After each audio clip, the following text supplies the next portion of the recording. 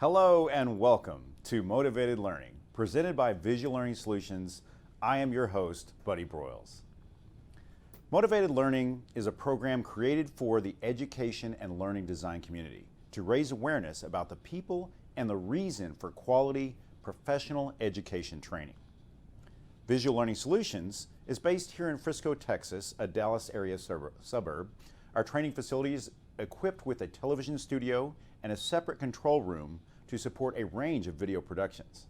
We are a proud and active member and often a sponsor of our Dallas Area Association of Talent Development. As this show is live, please be prepared to post any questions for our guest in the chat section as we will discuss them later in the program. Today I'm very excited to welcome Heidi Kirby. She is a Learning Solutions Manager, a VP of Teaching, a Path to L&D, and a PhD candidate in Instructional Design and Technology. She has over 8 years of experience leading learning projects. She got her start as a college English professor, but has since worked as an instructional designer for NASA, a large health insurance company, and a small tech startup in Cleveland, Ohio, her hometown. She also hosts the BLOC Podcast, which is Building Learning and Organizational Culture, in which she interviews guests about the ways to bring learning to the forefront of your organization. Hello, Heidi. How are you today? I'm good, buddy. How are you? I'm very, very good. Thank you so much for joining us. Thanks for having me. Very good. So let's start off with how you reached your current role with a little career history and what led you to where you are now. Absolutely. So like you mentioned, I got my start teaching college English. I graduated from my undergrad in English, and it was during a mild recession, and somewhere along the way somebody said, if you get your master's in English, you can teach. And so that's what I did. I taught part-time English all over Northeast Ohio. And then eventually it became, I wanted more stability in terms of schedule, in terms of salary. So I decided to make the big career leap into instructional design and to pursue a PhD in instructional design and technology. And so I took one summer and kind of dialed down the teaching schedule and spent all of my time networking, creating a portfolio, updating my resume to get into the field of ID. And so over the last few years, I've worked at a couple of different companies in the Cleveland area as an instructional designer, with the eventual goal of becoming a leader in L&D. And so this past January, I started my first role as a learning solutions manager, where I'm now leading a learning team, and helping them to scale their training and update their training. And like you said, I also host a podcast for L&D professionals called the BLOC Podcast, and volunteer with a great organization that is aiming to do exactly what I did. And we're helping educators who are trying to make that career switch into L&D, and helping them via webinars, looking at their resumes and portfolios, and just trying to help bridge that gap. There's a lot of educators who are looking at L&D as a career option right now. So we're aiming to help them get there. Well, and what I'm noticing just on our social networks is a lot of teachers transitioning to the learning and development and e-learning. So, obviously the education that got you there, and a lot of the tools you use as a teacher do translate. I mean, you're teaching children of all ages, and now you're teaching adults. So some of the principles, I imagine, are similar. But let's talk about, your further education, what made you desire to pursue a PhD, and let's talk about your research. Yeah, absolutely. So my initial reason for signing up for a PhD wasn't a great one. It was kind of, it initially started out as a personal goal, right? That I'd always kind of wanted to go all the way with my education and, end up with a terminal degree. But it very quickly became, once I started working in the field, I don't want to do the day-to-day design work. Like, that's not really for me. I'm not super creative. I'm not really an artist. I've met other people who are much better at that part. I enjoyed the needs analysis, the project management, the creating strategy and creating vision. So it became clear to me really quickly that I was more interested in a role as a leader of L&D, as a leader of instructional designers, rather than doing the actual design work. So the PhD then became kind of a pivot point and kind of a career booster, especially being a female in L&D. The goal then became, let me use this to bolster my reputation and my career as a leader in L&D. And so that also speaks very much to my research interests in the PhD program. And so I am studying the leadership competencies that instructional designers need to be successful and where they learn those. The question is going to be trying to answer where those are learned and developed and what are those competencies that instructional designers need. Because even as an individual contributor at your company, you're often leading a design project. You're working with people anywhere from your peers to clients to the C-suite. And you really have to be able to keep track of all the minute details, but also keep the big picture in mind and really practice leadership skills that you may or may not have experience with, and especially if you've never been a manager or a supervisor. So that's really been kind of the focus of my research so far. So question for you, and this is just, what is a good resource for someone who's really trying to understand what it takes to lead? And it would be someone, like you mentioned, a lot of people are just going into L&D, but in your point, you knew that you weren't going to be the person that was just creating the designs. You wanted to lead based on your knowledge and skills. You know, any good books you've read or resources that someone's thinking, you know, I really feel like I'm a leader, and maybe they do that in, currently play a leadership role in whatever institution they're with. Yeah, that's a really good question. Let me think. There's, I kind of put you on the spot say, there. I know, what are the great books you've read? List them now. I'll share. Let me grab. I just read this one. My friend Matt Jertson just recommended this one to me. I would say that if you're looking to be a leader in L&D, to really start with the leadership development field of reading and of research, and go start there instead of in the L&D kind of literature, because there are so many good books. Who Moved My Cheese is a really good one, I think, for L&D professionals, because it's very much dealing with change management, which we have to deal with a lot in L&D. But yeah, those are a couple. Who Moved My Cheese, and then The 5 Dysfunctions of a Team. That's the one that I've most recently read. Terrific. It's always good to know, you know, what literature you're taking in, and of course that transitions to, you know, if you don't have time to sit down and read a book, you can take in a podcast. So I understand you have at least 25 episodes so far in the past year of your BLOC Podcast. Yeah. You know, what motivated you to start the podcast, and what are your goals? Yeah, that's a great question. So when I was back that summer trying to transition into instructional design, I had a little one. My son was between 6 and 9 months at the time. And so I was trying to work on a PhD program, do homework, do reading. And what I found was really easy was to consume L&D podcasts while my son was taking a nap, or while I was taking him for a walk, or while we were just playing in his room. I could just have that on in the background and get what I needed, but also still be engaged and active, and, you know, being able to do the mom thing as well. So it was a really great opportunity for me to kind of see what was out there. And then I kind of got like, you know, podcast FOMO, and I was like, I could do this. And so in the next couple of jobs that I had, I tried to push for kind of like an internal podcast and like a way to get started, because I didn't have a lot of time outside of work to pursue that. A year ago, I was laid off due to COVID, and I ended up working on a contract basis for about 6 months with a startup company here in Cleveland that was building a mobile LMS. And one of the things I did was I said, you know what, if we want to get the L&D audience to purchase this LMS, we need some good advertising, but we need some good content to use to leverage to advertise. So I pitched my idea of a podcast to my then boss, and he said, yeah, I think that would be a good idea to advertise. And so I was allowed to really get any of the guests that I wanted to get and do any of the content that I wanted to do, as long as it, obviously wasn't in direct competition. And I just had to run the company's ad spot during the podcast. Well, after about 6 months with that company, I decided to move on to something more full-time. And I asked if I could take over the podcast and keep it for myself. And I was allowed to do that. And so I've just continued it since then.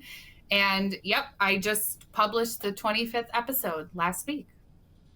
So real quick, where can they find your podcast? I understand it's on Spotify. Is that correct? Yes, it's on Spotify. It's on Google Podcasts. It's on Apple Podcasts. Anywhere that you consume your podcast. I think Stitcher is another one of them. Anywhere where you consume your podcast, you should be able to find the BLOC. And you mentioned you get to choose your guests. Tell me how you find your guests. Who should reach out to you to be a future guest? Absolutely. So, admittedly, the first 10 or so episodes were just friends, right? Friends of mine that I'd met through the learning and development community. But then I kind of branched out and I just started reaching out to people that I was noticing posting relevant content or interesting content on LinkedIn, people that seemed to be doing very cool things in their work experience.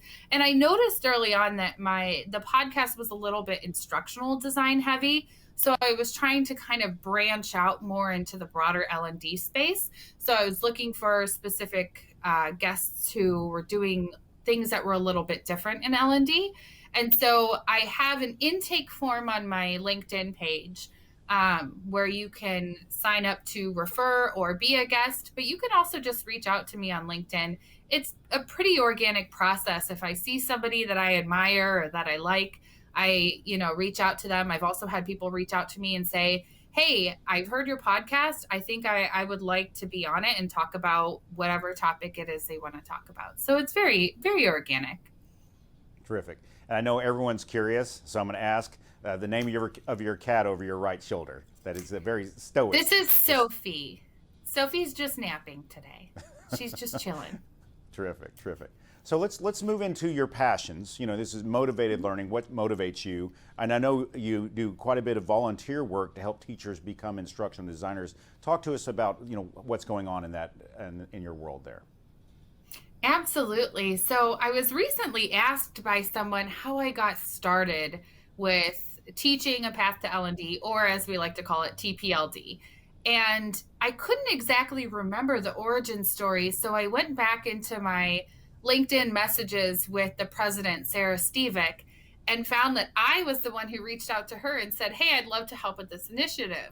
And then it kind of all came back to me. She was looking for people really initially just to help create slide decks for webinars. And she had this series of webinars that she had planned out to ultimately help educators kind of start from zero and work through the process of finding their niche in L&D, being able to update their resume from teacher speak to L&D, and then being able to create a portfolio, network on LinkedIn, interview, the whole 9 yards. And so early on, I volunteered to help because it's something I feel passionate about. There have been people in the field of L&D who had helped me when I was looking to make that career switch. So I really felt strongly about giving back. And what's crazy is that the more content we created, the more people became interested until it kind of blew up into something much bigger than Sarah and I ever thought it would be. And so since I had been there from the beginning, I just kept kind of growing and changing with it and continuing to volunteer my time to the point where, I hold office hours a couple of times a week and meet with different people who are interested. And I'll either look at their resume or their portfolio or just talk to them about my own experience. And it's really been rewarding. It started as a very small thing. And now we have a LinkedIn group with over 2,000 members. We have a YouTube channel. We have a handful of different mentors who are willing to meet with people and help coach and guide them. We have a Slack channel. And so it's really become something much bigger, and it's really exciting to be a part of. Well, that's terrific. I mean, obviously they can find you on LinkedIn to get involved in any of those. Is there a specific link or some mention of the group or Slack channel that they should look for? Yeah, the group is just called Teaching a Path to L&D. So you should be able to search for it and find it. It's also, I think it's on my featured. If you connect with me on LinkedIn, you'll be able to find it really easily. Terrific. So as you've traveled your path, you've learned quite a bit. We're always learning, right? We're in the learning design community and industry, so we're always learning. We know we're always students. So let's, if you will with me, walk back to people who are thinking about making the transition to learning and development. What advice, what are like some key elements or your mantras that you could offer to them to keep them on the right path? Sure. So I think that there's a lot of noise sometimes. And so one of the first things that you really have to do if you're considering this career move is find your niche, right? One of the problems I run into with people who are looking to transition to the field is that they're like, I'll take any job in learning and development, right? And their resume, their LinkedIn also kind of gives off that same vibe that they're desperate to make a career change and they don't care what it is. They'll take any job, which for a hiring manager, especially now that I'm a hiring manager, gives pause, right? It makes you kind of go, is this person going to enjoy this? Is this really what they want to do? Or are they going to come in and 6 months later decide that they want to change again? So the first thing is find your niche. Find the area that is most enticing, relevant to you, and then learn as much as you can about it. And there are so many free resources out there, like this Motivated Learning Show, like podcasts, like we talked about, books. There's just so many different things out there that you can learn from and learn, what to do and how to grow. And then my biggest thing is people often ask me, how do you sleep? You have a 4-year-old, you're doing your PhD, you volunteer your time, you have all these things going on. And really for me, it's been that I no longer do things out of obligation. I've really kind of, early in my career, when I was young and I had just graduated college, of course, you do so much that you feel obligated to do. But now that I'm a little bit more established, I have this rule that I don't do anything out of obligation. I do things because I enjoy them, because I want to do them. The podcast is like, it's like another one of my babies, right? And then, volunteer work is just so rewarding and great to do. And then things like this where I get to talk with people and meet other people in the field, I love it. And so nothing I do feels like it's an obligation or that I'm too busy, because it's all things that I enjoy. I think you bring up a really good point, and that's why we named the show Motivated Learning, is because what I've discovered in just networking in the industry is most people doing what we do have a lot of passion. Because and this may be the same for you, when you're educating an audience and you see someone get that spark, like they light up because they understand. It's the same with teachers when they have a student that really gets it because they taught it a certain way or they found the right way to reach them. That's the same with what we're doing. We're trying to reach our audience. We're trying to understand what their needs are. And so without passion to do that, or if you feel an obligation to do that, you're probably in the wrong industry. Definitely. Yeah, absolutely. Well, Heidi, thank you so much for spending time with us today and sharing your knowledge and experience. And I know it's very valuable to our audience. Thank you so much. Thanks for having me, Buddy. You bet. And for the rest of you, please reach out if you have any questions about this show using our social media. We can be found at Visual Learning Solutions on Facebook. You can email us at info@visuallearningsolutions.com. You can follow us on Twitter. Happy to take your phone call at any time. So please just reach out when you can. We provide services such as instructional design, e-learning, instructional course development, and so much more, including video production, both in studio and out in the field, such as at your corporate location or event center. Also, if you wish to host a similar show to this one, we can help, from developing the concept to set and show design, along with full production and marketing of your product. Thank you again for watching. and we hope you will tune in or even consider joining us as a guest on future programs. Please have a wonderful day. You literally wrote the book. You started with a first draft and spent countless hours pouring your wealth of knowledge onto the pages and published. Well done. Now take another step to reach a new, larger audience by converting your book into online training. Our learning design team can show you how to go digital with an instructional course based on your book. We can help you increase your revenue on both book sales and training online and increase your potential. You've completed the hard part.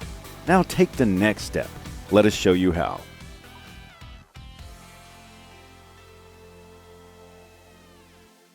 So you've got a big event coming up, and you want to know that you have a production partner who understands your goals and respects your budget.